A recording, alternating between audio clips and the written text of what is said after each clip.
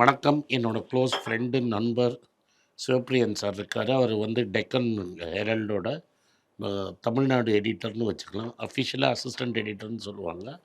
தமிழ்நாட்டோட பியூரோ சீஃப்னு கூட சொல்லிக்கலாம். அவரோட எனக்கு என்னென்னா, அவருக்கு தமிழ்நாடு அரசியலை பற்றி டீப் நாலேஜ் உண்டு. பல பத்திரிகைகள், டிவி ஸ்டேஷன், டெல்லியில் இங்கே எல்லா இடத்துலையும் ரொம்ப நாள் ஒர்க் பண்ணியிருக்கிறாரு. ஸோ அவரோட நம்ம பேசி லேட்டஸ்ட்டாக என்ன இஷ்யூ பேசலாம்னு பார்த்தோம். பரந்தூர் ஏர்போர்ட்டை பற்றி பேசலான்னு நினச்சோம். ஸோ ஒரு வாட்டி நம்ம அந்த ஃப்ரீபீஸை பற்றி அவரோட பேசியிருந்தோம். அதே மாதிரி பரந்தூர் ஏர்போர்ட்டை பற்றி பேசலான்னு நினச்சோம். ஒரு காலத்தில் நாங்கள் பாம்பே, டெல்லியிலேருந்து தான் வெளிநாட்டுக்கு போனோம். நான் சொல்கிறது 80s அண்ட் ஏர்லி 90s.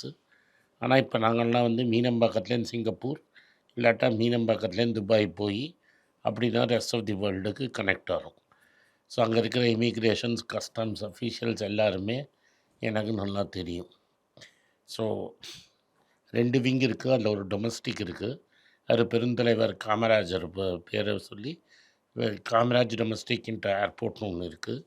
இன்னொரு சைடு போனீங்கன்னா பேரறிஞர் பேரை வச்சு அண்ணா இன்டர்நேஷ்னல் ஏர்போர்ட்னு ஒன்று இருக்குது. இதெல்லாம் வந்து ராஜீவ்காந்தி சமயத்தில் எம்ஜிஆரும் ராஜீவ்காந்தியும் சேர்ந்து டிசைட் பண்ண பேர் இது. ஸோ அவ்வளோ old history. One of the oldest airports in India. In fact முதல்ல ஜேஆர்டி டாட்டா வந்து எல்லோரும் பாம்பே டு கராச்சி மட்டும்தான் பேசுகிறாங்க. ஆக்சுவலாக அவர் கராச்சிலேருந்து மெட்ராஸ் வரைக்கும் மெயில் இருந்தது. ஸோ 1932லேருந்து Madras air map of the வேர்ல்டில் இருக்குது. அந்த காலத்தில் மெட்ராஸு, இப்போ சென்னை. ஆனால் இன்றைக்கும் நீங்கள் ஏர் டேக்கெல்லாம் பார்த்தீங்கன்னா எம்ஏஏ தான் இருக்கும். ஸோ இதுதான் ஒரு ப்ரீஃப் வாட் இட் இஸ்னு. பட் வேரியஸ் காரணம் which we will discuss. Madras ஏர்போர்ட்டால் எக்ஸ்ட்ரா ஒரு ரன்வே கட்ட முடியல. அதனால் இப்போ வேறு ஏதாவது லொக்கேஷன் ட்ரை பண்ணி பழைய லொக்கேஷன் பல கவர்மெண்ட்டுகள் பார்த்து இப்போ காஞ்சிபுரம் பக்கத்தில் பரந்தூர் அப்படிங்கிற ஒரு இடத்துல 5000 ஏக்கர் வந்து கட்டி ஒரு ஏர்போர்ட் கட்டலான்னு ஒரு பிளான். இந்த பரந்தூர் ஏர்போர்ட்டில் பல ப்ராப்ளம்ஸ் இருக்குது. அதை பற்றியும் ஆனால் மெட்ராஸுக்கு 2வது ஏர்போர்ட் தேவை.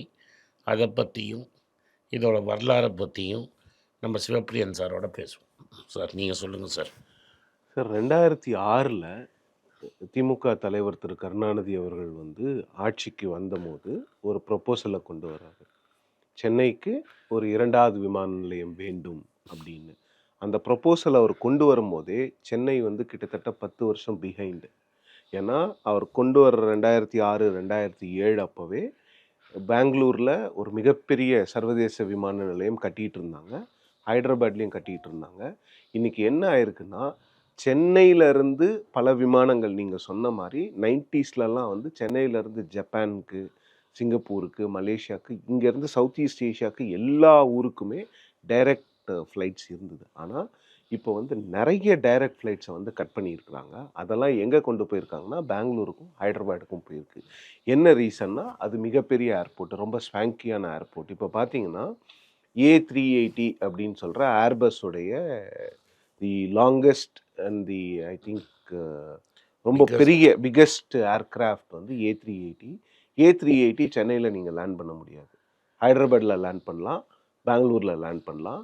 ஏன் அதை சொல்கிறேன்னா, எமிரேட்ஸ் மாதிரி நிறுவனங்கள் வந்து A380 பெருமளவில் யூஸ் பண்ணுறாங்க. லாங் ஹாலில் அவங்க யூஸ் பண்ணும்போது அப்போ அது போன்ற விமானங்கள்லாம் வந்து இங்கே தரையிறங்க முடியாதது ஒரு காரணம். இன்னொன்று, இந்த ஏர்போர்ட்டுக்கு நீங்கள் ரெகுலர் ட்ராவலரு, அது எவ்வளோ கிராம்ப்டாக இருக்குது. இப்போ நீங்கள் டெல்லியில் இந்திரா காந்தி விமான நிலையம், அது வந்து யூபிஏ காலத்தில் கட்டப்பட்டது.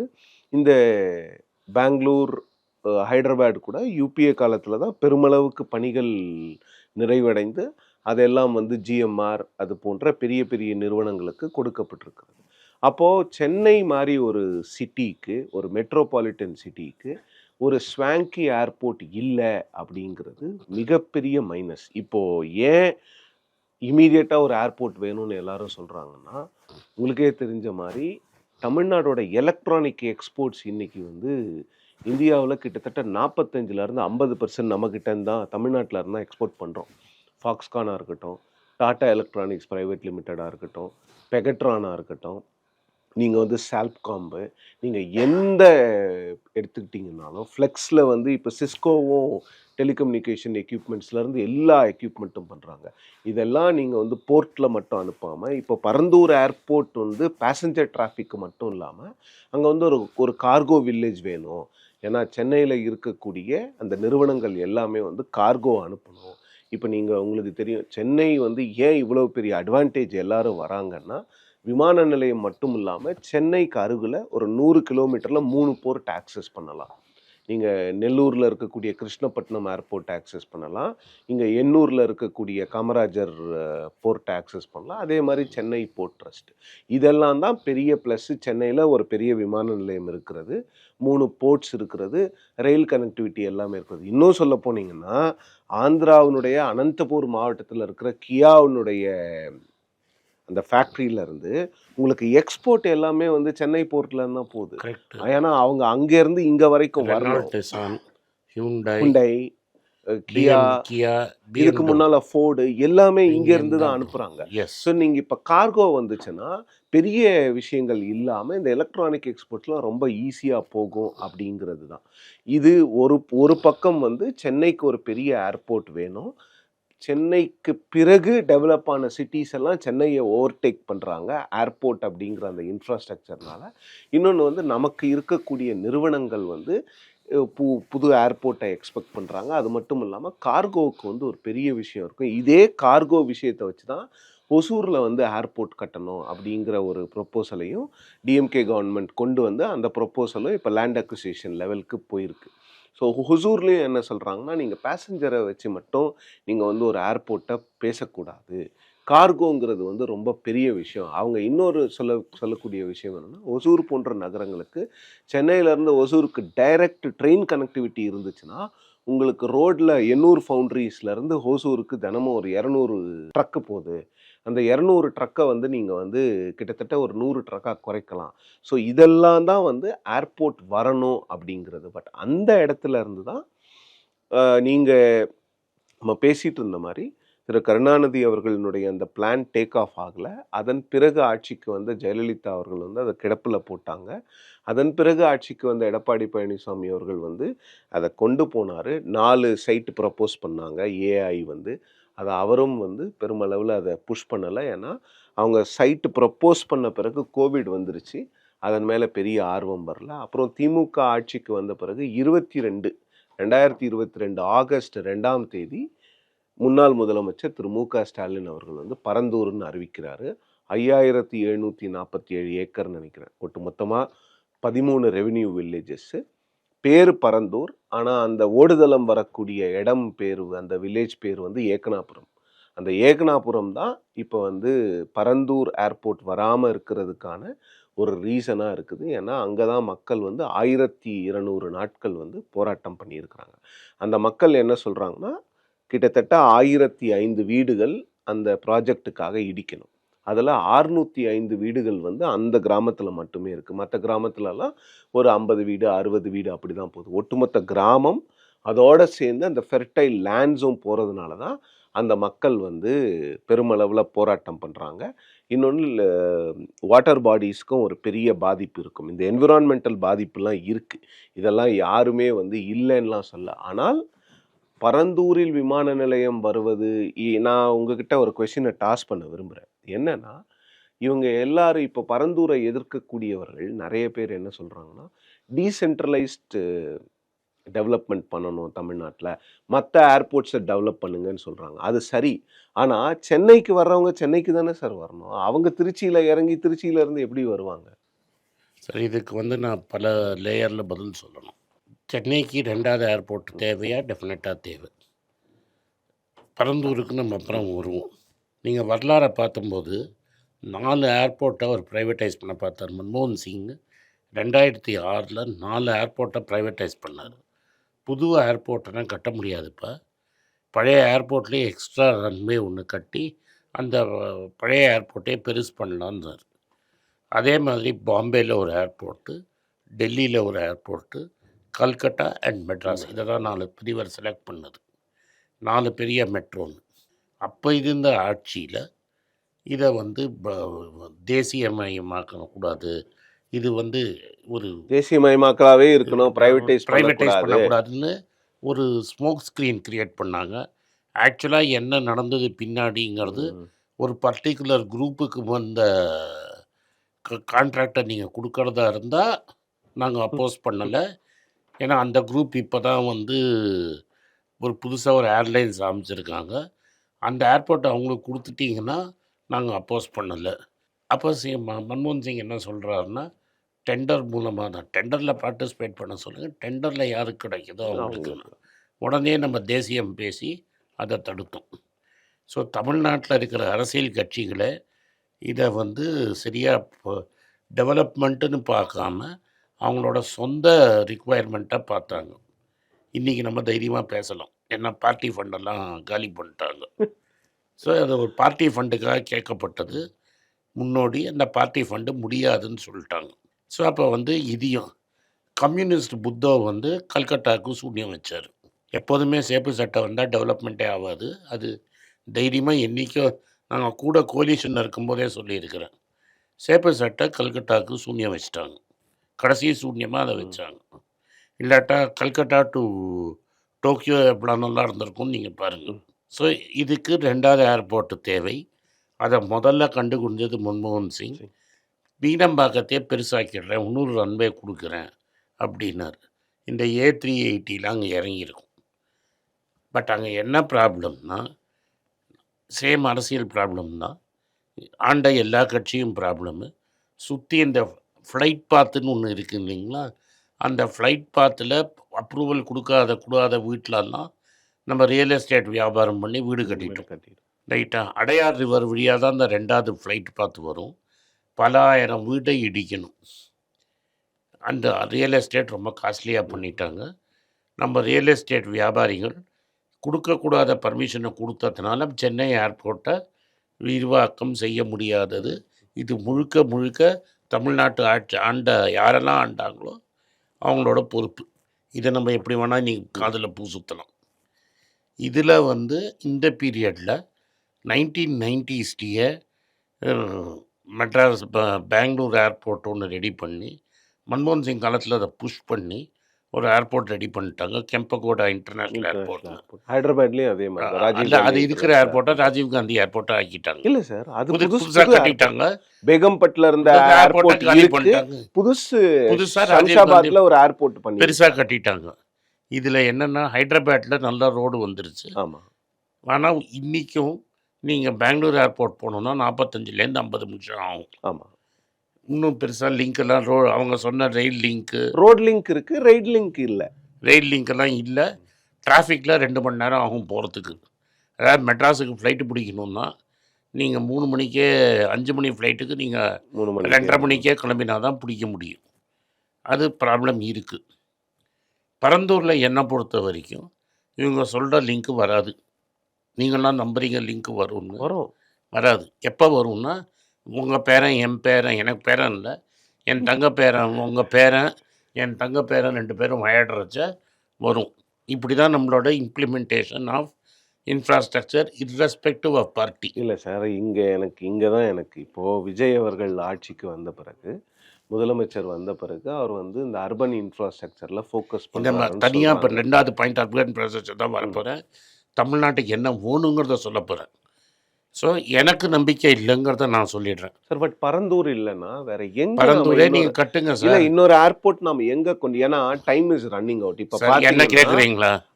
இருங்க, ஆந்திரா வந்து இப்போ நான் மற்றவங்க சொல்ற மாதிரி ஆந்திரா வந்து பயங்கரமா லெஃப்ட் ரைட் அண்ட் சென்டர் இன்வெஸ்ட்மெண்ட்ஸை எடுத்துட்டு போறாங்கங்கிறத நான் ஏத்துக்கல. ஆந்திரா எடுத்துட்டு போறாங்க, ஆனா ஆந்திராக்கு வந்து அந்த ஒரு தேவை இருக்கிறது. அவங்களுக்கு சார், வந்து நான் ஒரே நிமிஷம் இண்டஸ்ட்ரியலைஸ் சொல்லிக்கிறேன். பண்ணணும். ஆனா இங்க சார், நம்மளுக்கு என்ன வேணும்னு நான் சொல்லிடுறேன். நான் ஒரு சைட்டு சொல்கிறேன், அந்த சைட்டுக்கு சென்ட்ரல் கவர்மெண்ட் கொடுக்காதுங்கிறதையும் முன்னாடியே உங்களுக்கு சொல்லிடுறேன். ஆவடி டேங்க் ஃபேக்ட்ரியில் நீங்கள் கேட்குற நிலம் இருக்குது. 3000 5000 ஏக்கர் கிடைக்கும். 2500 ஏக்கர் காலி இல்லி எல்லாம் சேர்த்திங்கன்னா அவங்க கண்ட்ரோலில் 2500 ஏக்கர் இருக்குது. ஆனால் டிஃபென்ஸ் மினிஸ்ட்ரி கொடுக்காது. டேங்க் பண்ணுறது எங்கே வேணால் பண்ணலாம், சிட்டிக்குள்ளே தான் டேங்க் பண்ணணுன்னு அவசியம் கிடையாது. பட் மீதி எல்லாம் நீங்கள் எவாலுவேட் பண்ணணும். சரி, இப்போ பரந்தூரே வச்சுப்போம். நம்ம எல்லாம் பேசியாச்சு. திரும்பி பரந்தூர். இப்போ இந்த வில்லேஜ் ஒன்று எஸ் நீங்கள் சொல்கிறீங்களா ஏக்னாபுரம். அப்படின்னு. இதில் என்ன ப்ராப்ளம்னா, நான் காம்பன்சேஷன் தரேங்கிறீங்க. நான் ஒரு ரிவர்ஸில் சொல்கிறேன், இது ஓவர் நைட் சால்வ் ஆகிடும். உங்களுக்கு வந்து லேண்டுலாம் கொடுக்குமா? லேண்டுலாம் தரலப்பா. உங்களுக்குன்னு ஒரு 20% ஸ்டேக்கு கொடுத்துட்றோம். அந்த ஏர்போர்ட்டில் வர லாபத்தில் 20% உங்களுக்கு. அந்த ஷேரை நீங்கள் வாங்கிக்கலாம், விற்றுக்கலாம், என்ன வேணால் பண்ணலாம். ப்ளஸ் லேண்டுக்கு உங்களுக்கு காசு காசு கொடுத்துட்றோம். கொடுக்கணும். சார் இந்த மாதிரி இன்னோவேட்டிவா இது அது பண்ணா அது பண்ணவே பண்ணாங்க. இந்தியாவில் அது நடக்கவே நடக்காது. நடக்கணும் இல்லை சார்? ஏன் உங்கள் ஊரில் என்ன ஷார்ட்டேஜு? இப்போ என் ஊரில் என்னோட பில்டிங் இந்த பூமியில் எண்ணெய் இருக்குன்னா அது என்னோட எண்ணெய். அமெரிக்காவில் என்ன சொல்கிறான், நீ தோண்டி எடுத்து நீ விற்றுக்கணுன்றான். எனக்கு ஒரு சின்ன அமௌண்ட்டை கொடுத்துட்டு நீ தோண்டி நீ எடுத்துக்கணும். விற்றுக்கணும். நம்ம என்ன சொல்கிறோம், அது நேஷ்னல் சொத்து, இந்த எண்ணெயை எனக்கு கொடுங்கிறீங்க. அதனால தான் போராட்டம். இப்போ இங்கே ஏர்போர்ட் வருது, வீட்டை இடி, நான் அவன் வீட்டை இடிச்சு நீ ஏர்போர்ட் கட்டுற. அவனுக்கு என்ன நீ ஒரு வேலை கொடுக்கறது, லேண்டை கொடுக்கறது. அந்த ஊரில் அவன் பிறந்தான், அந்த ஊரில் வந்துடுச்சு. நான் என்ன கேட்குறேன், எந்த கார்ப்பரேட்டு கொடுக்க போகிற? நீ என்ன லேண்ட் அக்வயர் பண்ணி அவனுக்கு கொடுக்குறது? நீ ஒரு டாட்டாவோ பிர்லாவோ ஒரு அதானிக்கு தான் கொடுக்க போகிற. அவன் பிட் பண்ணி அந்த லேண்டை வாங்கட்டும். அப்போ ஒரு விலைக்கு 4 விலை கொடுத்து வாங்குவான். நீங்கள் உங்கள் தாசில்தார் ரேட்டை ஃபிக்ஸ் பண்ணி அவன்கிட்ட போய் உட்காந்து நின்று வாங்கி படுத்து உருண்டதுக்கெல்லாம் ஓகே. அவன் ஏன் இதை பண்ண சொல்கிறான்னா, கார்ப்பரேட்டு நீங்கள் சீப்பாக முடிச்சு கொடுத்துருவீங்க. சார், ஒரு லேண்டு வேல்யூ டெவலப் ஆக போகுதுன்னா இன்றைக்கி 50 லட்ச ரூபா மேட்டரு 20 லட்ச ரூபா ஒரு ஏக்கர்னால் அது 20 கோடி ரூபா ஒரு ஏக்கர் தான் அதோட வேல்யூ. அங்கே அந்த ஏர்போர்ட் வந்துருச்சுன்னா என்னோடய வேல்யூ எவ்வளோ? ஒரு ஏக்கருக்கு 20 கோடி. ஒரு கிரவுண்டு 1 கோடிக்கு போகும். நீங்கள் அந்த வேல்யூவை நீங்கள் கேப்சர் பண்ணணுன்னு நினைக்கிறீங்க. யார்? ஸ்டேட்டும் கார்ப்பரேட்டும் கேப்சர் பண்ணணுன்னு பார்க்குறீங்க. அந்த 20 கோடி அவனுக்கு கொடுங்க. எவனாவது ப்ரொட்டஸ்ட் பண்ணான்னா நான் பேரை மாற்றிக்கிறேன். இங்கே பிரச்சனை என்னன்னா, அந்த ஏர்போர்ட்டுக்கு 5700 ஏக்கர் தேவை. சரி 1700 ஏக்கர் எடுத்தாச்சு. சரி 1700 ஏக்கருக்கான பணம் அந்த விவசாயிகளுக்கு கொடுத்தாச்சு. சரி அந்த விவசாயிகளை போய் நான் பார்த்துட்டு வந்தேன். சரி இப்போ 8 கிராமத்துக்கு சரி போயிருந்தேன். Correct sir. யாருமே யாருக்கிட்டேயும் பணம் இல்லை. எல்லாரும் வேற எங்கேயோ கொண்டு போய் இன்வெஸ்ட் பண்ணிட்டாங்க, இல்லை செலவு பண்ணிட்டாங்க, கடன் அடைச்சிட்டாங்க. இப்போ அந்த 1700 இப்போ என்னன்னா, அங்கே வருமா இல்லை வராதாங்கிற அன்சர்டனிட்டியாவது என் இல்லை பண்ணுவாங்க சார், எனக்கு அங்கேயே வரணும்னு வச்சுப்போம் சார். அவனுக்கும் கொடு ஸ்டேக்கு. சார், எவன் அதுதான். வீட்டெல்லாம் சார் டோட்டலாக என்ன சார், 2500 ஏக்கர் கார்மெண்ட்டு, 2000 ஏக்கர் வெளியே இருந்து லேண்டோட வேல்யூ போடுங்க. லேண்டுக்கு காசு கவர்மெண்ட் கொடுக்கட்டும். ப்ளஸ் அவனுக்கு ஒரு ஈக்விட்டி ஸ்டேக் கொடுங்களேன். சார் அந்த ஈக்விட்டி ஸ்டேக் கொடுத்தாலும் அந்த மக்கள் ஒத்துப்பாங்களா? டெஃபினட்டாக ஒத்துப்பான். இல்ல இப்போ இங்க எங்க சார் அந்த ஷேரை நீ விற்கலாம். இந்த பாருங்க சார் இங்க கேள்வி எங்க வருதுன்னா, அந்த ஏர்போர்ட் வராதுங்கிறது டிவிகே கவர்மெண்ட்டுடைய அது ஸ்டாண்ட். அப்போ அடுத்த ஸ்டேஜ் பாலிட்டிக்ஸ் நம்ம கடைசியாக பேசுவோம். இல்ல பாலிடிக்ஸ் இல்ல sir. How to handle infrastructure சொல்கிறேன், அப்புறம் டிவிகே கவர்மெண்ட்டோட ஸ்டாண்டை சொல்கிறேன். ஓகே, புரியுது. We'll split it separately. அந்த ப்ராப்பர்ட்டிக்கு நீ ஷேர் ஹோல்டர், ரத்தன் டாட்டாவோட தம்பியோட பக்கத்தில் உட்காந்துக்கிட்டு நீங்கள் கால் மேலே கால் போட்டு பேசலாம். உங்களுக்கு ஒரு ஸ்டேக்கு, அங்கே கொடுக்குற தண்ணி கொடுக்குற கான்ட்ராக்டு, செடி சப்ளை பண்ணுற கான்ட்ராக்டு, லேபர் கான்ட்ராக்டு, இதெல்லாம் உங்களுக்கு தான் அப்படின்னு நீங்கள் சொன்னீங்கன்னா அவன் என்ன கணக்கு பண்ணுவான்? இங்கே உட்காந்துட்டு ஒரு கஞ்சிக்கும் கூழுக்கும் காசு இல்லை, ரேஷனுக்கு போயிட்டுருக்கோம், இவ்வளோ பிஸ்னஸ் நம்மளுக்கு வரப்போகுதுன்னா லேண்டை கொடுப்பான். நீங்கள் என்ன பண்ணுறீங்கன்னா அவன்கிட்ட லேண்டை அடித்து பிடுங்கி, இது இந்தியா ஃபுல்லாக இருக்கிற மாடல் தப்பு. லேண்டை அடித்து பிடுங்கி நீ வாங்கிட்டு நீ கார்ப்பரேட்டுக்கு விற்றுட்டு, இப்போ இவங்க மார்க்கெட் ரேட்டை விட 4-4 டைம்ஸ் மார்க்கெட் ரேட் இன்னைக்கு மார்க்கெட் ரேட் தானே தர. ஆமா, 20 கோடிக்கு 4 மடங்கு கூட நான் வாங்கிப்பேன் சார். ஏர்போர்ட் டெவலப் ஆகிடுச்சுன்னா இன்றைக்கி மீனம்பாக்கத்தில் என்ன ரேட்டோ அதுக்கு 4 மடங்கு கூட நான் வாங்கிக்கிறேன் சார். இதெல்லாம் நீங்க சொல்றது எனக்கு புரியுது. ஆனா நான் நீங்கள் இந்த ப்ராஜெக்ட் இருக்குதா இல்லையாங்கிற லிம்போல இருக்கு. டெஃபினட்டாக நீ கொடுத்தா ப்ராஜெக்ட் இருக்கும் sir. The problem is the court and our laws are such. Court அந்த லாஸ் என்ன சொல்கிறதுன்னா, எவன் லேண்டு வச்சுருக்கானோ அவனுக்கு 10 பைசா கொடுப்பேன், எவன் வந்து ஏர்போர்ட் கட்ட போகிறானோ அவனுக்கு 90 பைசா கொடுப்பேன்னா அவன் ஒத்துப்பான். நீ ஒத்துப்பியா? இல்ல சார், எனக்கு புரியுது. ஆனா நீ அப்புறம் இப்ப இருக்கிற இந்த பாலிடிக்ஸ் என்னன்னு பாத்தீங்கன்னா, அங்க வந்து என்விரான்மெண்ட் ஸ்பாயில் ஆகுது. நான் ஒத்துக்கிறேன். அதெல்லாம் சார் இப்போ ஒன்று முதல் problem, people are protesting because compensation is not enough. இல்ல அவங்க சொல்றது, அந்த மக்கள் சொல்றது அந்த என்னன்னா, மக்கள் வேற ஏதோ சார். நீங்கள் ஆஃபர் பண்ணுங்கள் சார், ப்ரொட்டஸ்ட் முடிஞ்சிடும். I don't think so. எனக்கு தெரியும் சார், நான் வேர்ல்டு வைட் படிச்சுட்டு சொல்கிறேன். You are a part of the organisation, you are going to get business, you are going to get land, you are going to get share in profit, you are going to get everything. This will get sorted out. Right. மூணாவது வந்து நம்ம என்வாயர்மெண்ட்டை பேசி முடிச்சிடலாம். Environment clearance இவங்க வாங்கியிருக்கிறாங்க. ரைட்டா? இன்னும் வாங்கல. வாங்கலையா? சைட் கிளியரன்ஸ் மட்டும் வாங்கியிருக்காங்க. என்விரான்மெண்டல் கிளியரன்ஸ்க்கான எல்லா டாக்குமெண்ட்ஸ் ரெடி, இன்னும் அப்ளை பண்ணாங்க. ஒரு ஹைகோர்ட் கூப்பிட்டு நேஷ்னல் கிரீன் ட்ரைபியூனலில் நீங்கள் 4 ஜட்ஜை பிடிச்சி எல்லாரையும் ஒரு ரூமில் போட்டு பூட்டிட்டு 3 மாதத்தில் அதை படித்து டிசைட் பண்ணி இங்கே வேணுமா வேணாமான்னு தீர்ப்பை சொல். 90 days தான் ஆகும் சார். ஆமாம். பட் கவர்மெண்ட் கொண்டு வர போகிறாங்களா? கவர்மெண்ட்டுக்கு இதை ஸ்கிராப் பண்ணணுமா, இல்லை கவர்மெண்ட் இதை கோ ஹெட் பண்ண போதாங்கிற அந்த டிவிக்கு இப்போ என்ன கேட்குறீங்களா? ஆமாம். இப்போ கடைசியாக அரசியலுக்கு வருவோம். நோ பொலிட்டிக்கல் பார்ட்டி சோஃபார், ரைட்டா? No political party so far is interested in long term growth. Kamaraj நாட்டாருக்கு அப்புறமா யாருமே வந்து லாங் டேர்ம் இன்வெஸ்ட்மெண்ட் பற்றியே தமிழ்நாட்டில் யோசிக்கல. எல்லாமே எப்படின்னா, இது சாக்ரட்டிஸே சொன்னான், டெமோக்ரஸியில் என்னென்னா இன்றைக்கி நான் உனக்கு என்ன கொடுத்து இன்றைக்கும் ஓட்டை வாங்குறது தான். இன்னிலேருந்து 10 வருஷம் கழிச்சு ஏர்போர்ட்லாம் எவனுக்கும் வேணாம். அவர் பெரியவர் மட்டும்தான் பண்ணார். அவருக்கு நல்லா தண்டனை கொடுத்து ஒன்றும் இல்லாமல் திருமலை பிள்ளை ரோட்டில் ஒன்றும் இல்லாமல் அமிச்சோம் நம்ம. அதை தவிர அதே மாதிரி பண்ணவன் மன்மோகன் சிங்கையும் காயப்பட்டு இந்தியாவில் எனக்கு தெரிஞ்சுட்டு எனக்கு அனுபவத்தில் 2 பேர் பெங்காலில் ஒருத்தர் இருந்தார், பிசி ராய்னு. அவர் ஒரு 5-6 டவுன்ஷிப்பே கட்டினார். இவங்க எல்லாம் பிசி ராய் சீஃப் மினிஸ்டராக இருந்துட்டார். மற்ற 2 பேரையும் வீட்டில் உட்காத்தி வச்சு நல்லா திருடப்பட்டினம் கட்டி வீட்டுக்கு அமிச்சோம். அப்புறம் செத்து போனப்பறம் நம்ம மசூதி கோவில்லாம் கட்டி பூஜை பண்ணி மணி ஆட்டிகிட்டு இருக்கோம். இன்றைக்கி இருக்கிற இந்த கவர்மெண்ட்டை பற்றி எனக்கு தெரியாது. இது வரைக்கும் இருக்கிற எல்லா அரசியல்வாதியும் எனக்கு எப்படி ஓட்டு வரும், அந்த ஓட்டுக்கு நான் என்ன கொடுக்க முடியும். ரைட்டாக நான் 4-5 எலெக்ஷன் பார்த்துட்டேன் சார். இன்றைக்கி என்ன பண்ணால் எனக்கு ஓட்டு வரும், என்ன சொன்னால் எனக்கு ஓட்டு போகும். சார் இப்போ தான் 5 வருஷம் நீங்கள் ஆட்சியில் இதுங்க சார், நீங்கள் முடிவு எடுக்கணும்ல. இதை முடிச்சிடலாம் சார். ரைட்டா? அவரோட அரசியல் வாழ்க்கை எங்கே போய் முடியும்னு அவருக்கு தெரியாது. ஒரு இஷ்யூ எடுக்கணும்னு அவர் இதை எடுத்தார். அவர் அட்வைஸ் பண்ணவங்கள நீங்கள் தப்பு சொல்லணும். ரைட்டா? அவர் அட்வைஸ் பண்ணவங்கள இங்கே எதுக்கு சார் போகிறீங்க, டெவலப்மெண்ட்டு உங்களுக்கே நாளைக்கு தேவைப்படும், தயவுசெய்து போகாதீங்க, பல இஷ்யூஸ் இருக்குது, அங்கே போகலான்னு சொல்லியிருக்கணும். After all he is not a development expert, he is not a development economist. So advice பண்ணவங்கள நம்ம கேட்கணும். ஸோ அன்றைக்கி அவங்க போனது ஷார்ட் டேர்ம் கெயினுக்கு. எனக்கு அங்கே ஓட்டு போட்டிங்கன்னா நான் அவங்க ஏர்போர்ட்டை நிறுத்துவேன், நான் அஜிடேட் பண்ணுவேன், any opposition will do it. அவரும் அதை பண்ணார். ரைட்டா? இப்போ அந்த பொசிஷன்லேருந்து அவர் எக்ஸ்பெக்ட் பண்ணாத அளவு மக்கள் அவருக்கு சப்போர்ட்டை கொடுத்து அவரை சீஃப் மினிஸ்டர் ஆக்கிட்டாங்க. இப்போ அந்த பொசிஷன்லேருந்து எஸ்டிகேட் ஹிம்செல்ஃப். எல்லோரும் என்ன சொல்கிறாங்க, நீ வாக்கு கொடுத்துட்ட, வாக்கு தவறுவியா அப்படிங்கிற மாதிரிக்கு.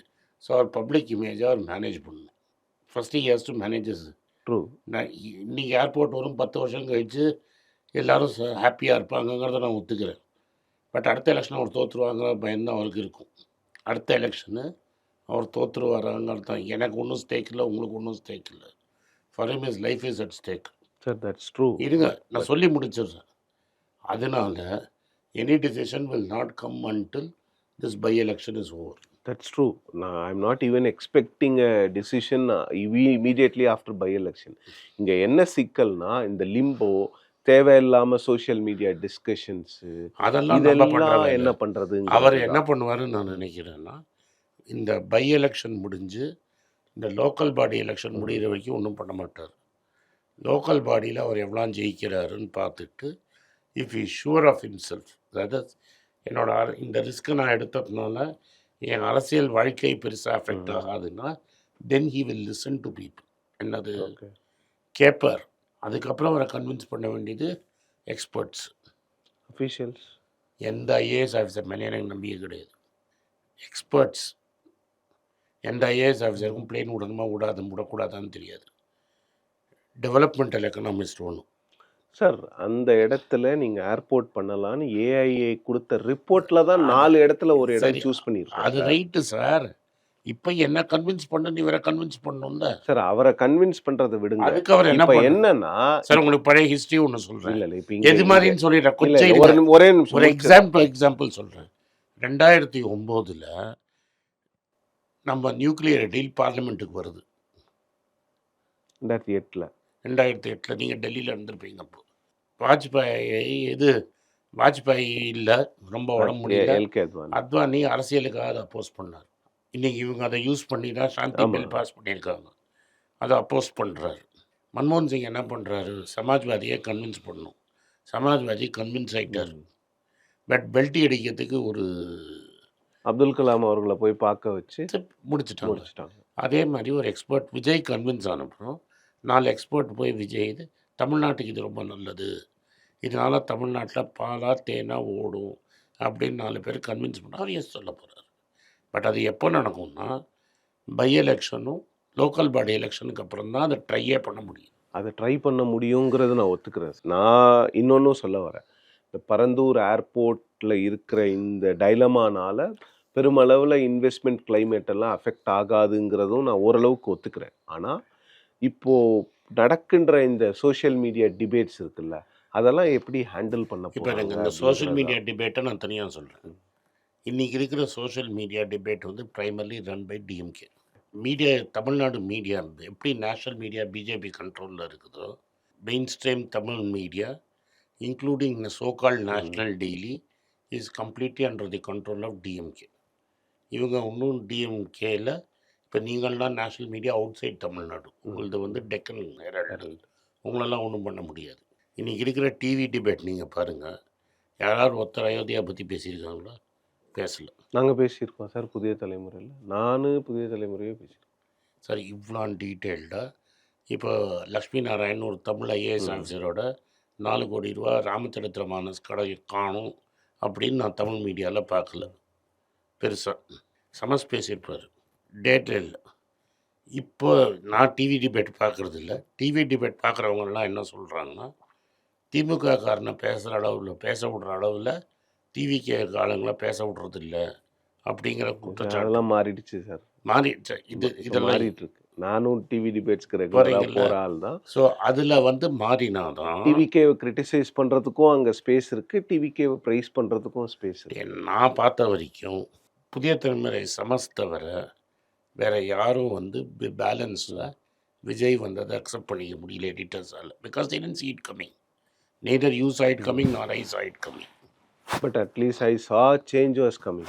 I didn't know what that change was. I saw 50-60 seats வரும் நினச்சேன்.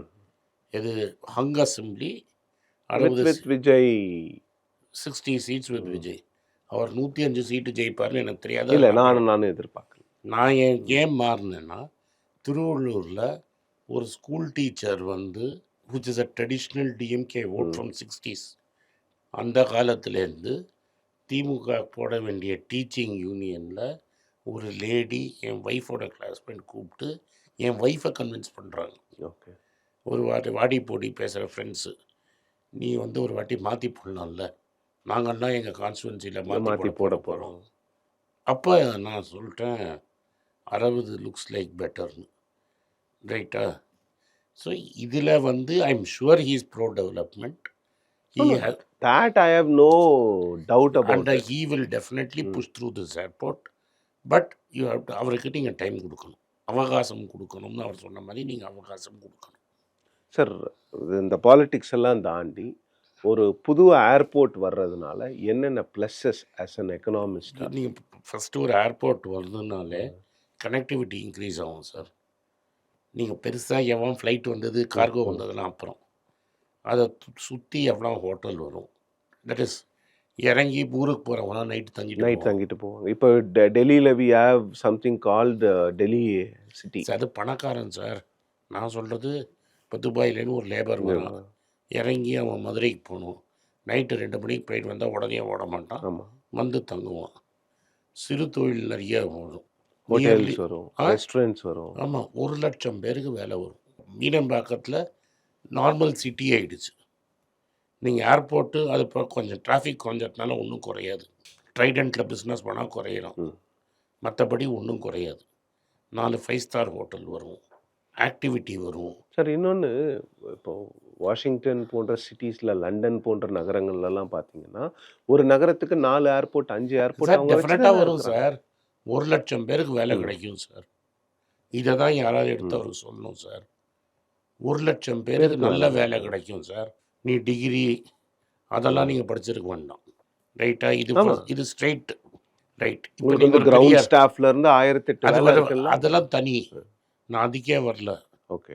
இன்டைரக்ட் ஜாப்ஸ் நான் சொல்கிறது சொல்றீங்க. Indirect indirect ஜாப்ஸே jobs. 1,00,000 பேருக்கு வேலை கிடைக்கும். டைரக்ட் ஜாப்ஸ் அது ஒரு 20,000, 30,000 இருக்கும். அதெல்லாம் சேர்த்து தான் சொல்கிறேன். அங்கே பொட்டி தூக்குறவன் sir, I always look at the bottom of the pyramid. Ground staff. Ground அது அடுத்த ஸ்டேஜுக்கு வரேன். கிரவுண்ட் ஸ்டாஃபு, இந்த engineer, flight engineer, airport staff, இதெல்லாம் ஒரு 5,000 பேருக்கு வேலை கிடைக்கும். இதனால என்ன ஆகும்னா, அந்த 5,000 பேர் தங்கத்துக்கு ஒரு காலனி வரும். காலனி வரும். அந்த காலனியை கட்டுற கான்ட்ராக்டருக்கு காசு வரும். அதை கட்டுறவங்களுக்கு வேலை கிடைக்கும். கட்டுறவனுக்கு வேலை கிடைக்கும். அந்த 5,000 குடும்பம் அங்கே இருக்கிறதுனால 2 ஸ்கூலு, காலேஜ் வரும். ப்ரொவிஷன் ஸ்டோர்ஸ் வரும். ப்ரொவிஷன் ஸ்டோர்ஸ் வரும். இதெல்லாம் சேர்த்து தான் 1,00,000 வேலை நிச்சயமாக கேரண்டீடு. இஸ்திரி போடுறவன் வருவான். அவங்க வீட்டில் வேலை செய்யறதுக்கு அம்மா வருவாங்க. அவங்க வீட்டில் சமையல் செய்யறதுக்கு வருவாங்க. ஏன்னா இப்போல்லாம் ஹஸ்பண்ட் ஒய்ஃப் போத் ஒர்க்கிங். பக்கத்துலேயே ஸ்ரீபெரும்புதூரில் போய் ஒர்க் பண்ணுவாங்க. ஆல்ரெடி டெவலப் ஆன ஸ்ரீபெரும்புதூர் இன்னும் பெருசாக டெவலப் ஆகும். இப்போ இங்கே இருக்கிற குளோபல் கெப்பாசிட்டி சென்டர்லாம் சிட்டிக்குள்ளே இருக்குல்ல, ஆமா, அதெல்லாம் அங்கே போகும். அதெல்லாம் அங்கே போகும். இன்வெஸ்ட்மெண்ட் பாயிண்ட் ஆஃப் வியூவில் இது எந்த அளவுக்கு இது தமிழ்நாடு தமிழ்நாட்டை கம்ப்ளீட்டாக தலையெழுத்து. அந்த ஏரியாவை மெட்ராஸுங்கிறது நம்மளது வந்து தாம்பரத்துலேருந்து மாபலிபுரம் திருவெற்றியூர் வரைக்கும் வரைக்கும் இருந்ததுன்னு வச்சுக்கோங்க. இந்த இப்போ அது ஸ்ரீபெரும்புத்தூர் தாண்டி கிட்டத்தட்ட ராணிப்பேட் வரைக்கும் போயிடும். காஞ்சிபுரம் வரைக்கும் வந்துடும் சார். அதான் காஞ்சிபுரம் தாண்டி ராணிப்பேட் கிட்ட ராணிப்பேட்டை கிட்ட போயிடும். ஏன்னா அங்கே டாடா பிளான்ட் அதெல்லாம் வந்துருச்சு. டாடா ஸோ வேலூரும் லேண்ட் ரோவர் சென்னையும் ஒரு சிட்டி ஆகிடும். ஸோ மெட்ராஸுங்கிறது ரேடியஸே 150 கிலோமீட்டர் வந்துடும். இது கம்ப்ளீட்டாக மாற்றிடும். இதை தவிர மற்ற நான் சொல்ல போகிற இப்போ இன்வெஸ்ட்மெண்ட்ஸ் இவங்க பண்ணாங்கன்னு வைங்க. நான் சொல்கிறது இந்த வந்தே பாரத் மாதிரி ட்ரெயின் விட்றாங்கல்ல, அதுக்கு ஒன்றும் பெரிய இன்வெஸ்ட்மெண்ட் தெரில. மெட்ராஸ் டு வேலூர் வந்தே பாரத் மாதிரி விட்டாங்கன்னா இந்த நான் சொன்ன டிரான்ஸ்போர்ட் ப்ராப்ளமும் சால்வ் ஆகிடும். இன்னொன்று சார், இப்போ சென்னை டு பெங்களூர் ஒரு புது எக்ஸ்பிரஸ்வே வராங்கல்ல, அது வந்து பரந்தூர் ஏர்போர்ட் சைட்லேருந்து ஜஸ்ட் 5 கிலோமீட்டர். அதான் நான் சொல்கிறேன் சார். அது பணக்காரன் கார் வச்சுருக்குறோம். வந்தே பாரத் மாதிரி நீங்கள் வந்து வேலூர் டெர்மினஸ் டோட்டலாக 10 ஸ்டாப்பு சார். ஈவன் நம்பர்ஸ் ஒரு நிமிஷம், ஆட் நம்பர்ஸ் ஒரு ட்ரெயின் 1 ஹவரில் 1.5 மணி நேரத்தில் அது வேலூர் போயிடும். ட்ரூ. காஞ்சிபுரம் 50th மினிட் போயிடும். காஞ்சிபுரம் பக்கத்தில் நீங்கள் இறங்கி பரந்தூர் போகிறதுக்கு 10-15 நிமிஷம். இதனால் என்ன ஆகும்னா ரியல் எஸ்டேட்டு அந்த ஏரியாவிலலாம் டெவலப் ஆகும். அங்கே எனக்கு தெரிஞ்சு நிறைய பேர் வேலூர்லேருந்து இன்றைக்கி மெட்ராஸுக்கு வேலைக்கு வராங்க. இந்த என்டையர் பெல்ட்லேருந்து மெட்ராஸுக்கு ஆள் பிடிப்பாங்க வேலை வரைக்கும். திருவள்ளூர்லாம் இப்போ பேக்வேர்டு தான். நான் உள்ளே போய் சசிகாந்த் செந்திலோட பார்த்தும்போது திருவள்ளூர் ஏரியாலாம் backward. I tend believe it. But Tiruvallur ஏரியாக்கெலாம் கூட ரப்பாப் ஆகும் development. True. So the greater சென்னைங்கிறது will go up to Vellore. But it will take 20 years. நீங்கள் ஏர்போர்ட் நீங்கள் கட்ட ஆரம்பிச்சிங்கன்னா 20 வருஷத்தில் இது நடக்கும். ஏர்போர்ட் கன்ஸ்ட்ரக்ட் பண்ணுறதுக்கே உங்களுக்கு 7 to 8 வருஷம் ஆகும். சார் நீங்கள் ஸ்பீடப் பண்ணிடலாம் சார். ஆப்ரேஷனலைஸ் பண்ணணும். அதெல்லாம் நீங்கள் ஸ்பீடப் பண்ணிடலாம் sir. But Madras to Vellore will be one big corridor. Industrial plus residential. Industry, residential, services தமிழ்நாட்டை ஒரு அப்படியே மேக்னெட் மாதிரி ஆளுங்களை இழுக்கும். It will create at least 1 lakh jobs. அதனால தான் நான் சொன்னேன். அதே மாதிரி இன்னொரு காரிடார் மெட்ராஸ் டு விழுப்புரம் இன்னொரு காரிடார் பண்ணிங்கன்னா Tamil Nadu will become one of the. நீங்கள் இப்போ வந்து நான் ரிப்போர்ட் ஒன்று படித்தேன். தமிழ்நாடோட வந்து ஒரு தனியாக இருந்ததுன்னா அப்பர் மிடில் இன்கம் கண்ட்ரின்னு படிச்சிருந்த ஒரு ரிப்போர்ட் வந்திருக்கு. $5,400 $5,400 வரைக்கும் அவங்களோட பர் கேபிட்டா இன்கம் இருக்குன்னு. இதை ரெண்டுத்தையும் நம்மளால் பண்ண முடிஞ்சதுன்னா நம்ம பணக்கார நாடாகவே மாறிடும். இன்றைக்கே நீங்கள் எனக்கு என்ன பெருமைன்னா ஒரு 13 வருஷம் கழிச்சு நான் பாம்பே போனேன். 2005 or 6 கடைசியாக பாம்பே போனேன். அதுக்கு மேலேயே 20 years கழிச்சு ஒரு 1.5 வருஷத்துக்கு முன்னாடி பாம்பே போனேன். பாம்பே மெட்ராஸோட பணக்கார ஊர், அதில் எனக்கு எந்த சந்தேகமும் கிடையாது. ஆனால் பாம்பேல பார்க்குற பவர்ட்டியை நான் மெட்ராஸ்லேயோ எங்க பெங்களூர்லேயோ இல்லை எனி சதர்ன் சிட்டியில் நான் பார்க்கல. ஹைதராபாத். ஹைதராபாத் நான் அவ்வளோ சுற்றினது கிடையாது. மெட்ராஸ் பெங்களூர் நான் சுற்றி இருக்கிறேன், கேரளா சுற்றி இருக்கிறேன். இந்த 3 ஊர்லேயும் இந்த பவர்ட்டி கிடையாது. கிடையாது. அப்புறம் நம்ம டெவலப்மெண்ட் இண்டெக்ஸுங்கிறது கரெக்டாக இதுலேருந்து பில்டு தானே பண்ணணும் நம்ம. இதுலேருந்து பில்டு தான் பண்ணணும். பட் இதில் இன்னொரு ப்ராப்ளம் என்ன வரும்னா, யார் இதை சுற்றி ரியல் எஸ்டேட் புக் பண்ணிட்டாங்கங்கிற கேள்வியை கேட்பாங்க. இல்லை, அந்த கேள்விகள் இருக்குது சார். பரந்தூர்லேயே கூட நிறைய பாலிட்டிஷியன்ஸ், பியூரோக்ராட்ஸ் எல்லாரும் வாங்கி வச்சுருக்காங்க. அதெல்லாம் நாம் வந்து மானிட்டர் பண்ணணுங்கிறதுல எந்த ஒரு மாற்று கருத்துமே கிடையாது. ஏன் ஹோலிஸ்டிக் வியூ எடுத்தோம்னா, அந்த பியூரோக்ராட் வாங்கினது, அரசியல்வாதி வாங்கினதெல்லாம் பண்ணி நீங்கள் டிசைசிவாக இப்போ பண்ணியிருக்கிறாரு. பல விஷயம் பல பேர் சொல்கிறாங்க. அந்த டிசைசிவாக ஆக்ட் பண்ணி இந்த பாலிட்டிஷியன் பியூரோக்ராட்டுக்கு அகேன்ஸ்டாக ஆக்ட் பண்ணி மக்களுக்கு கிடைக்குங்கிற மாதிரி செஞ்சால் மக்களும் டெஃபினட்டாக ஒத்துப்பாங்க. True. கடைசியாக என்வாயர்மெண்ட்டுக்கு என்ன பண்ண போகிறா, ஐ எம் நாட் அன் எக்ஸ்பர்ட். இல்லை, என்விரான்மெண்ட் கன்சர்ன்ஸையும் அட்ரஸ் பண்ணணும். அதை எப்படி அட்ரஸ் பண்ணணுங்கிறத அரசாங்கம் தான் அதையும் பண்ணணும். But Madras needs second second airport. And definitely நீங்கள் இன்னொரு ஊரை தேடி போனீங்கன்னா இன்னொரு 10 வருஷம் டிலே ஆகும். ஆமாம், இன்னொரு that will also bring about new set of challenges and problems. அங்கே போய் இதே ப்ராப்ளம்ஸ் வரதானே வரும். ஸோ அந்த கிராமத்தில் வந்து நீங்கள் அவர் எப்படி அந்த சேலஞ்சை அட்ரஸ் பண்ண போகிறாரு, அவர் உட்காந்து எப்படி அந்த ஒத்தொத்தரையாக அவர் கன்வின்ஸ் பண்ண போகிறாங்கங்கிறது தான் பெரிய challenge. Whether he wants to do it எனக்கு தெரியாது. Let's wait and see sir. Thank you sir. Thank you.